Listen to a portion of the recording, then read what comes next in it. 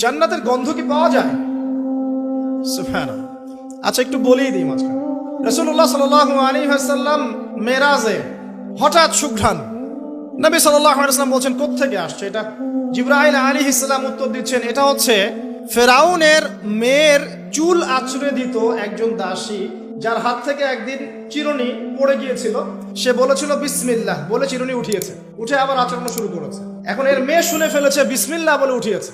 সেই মেয়ে ফেরাউনকে বলল যে আপনাকে বাদ দিয়ে এই দাসী আরেকজনকে ইলাহ মানছে।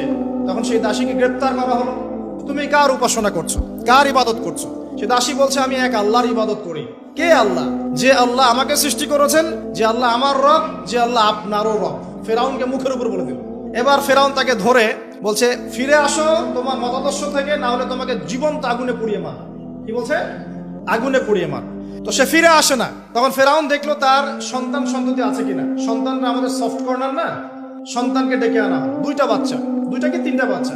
বলছে, ফিরে আসো, আমাকে ইলাহ বলে স্বীকার করো, না হলে তোমার সন্তানদেরকে আগুনে ফেলে দিব।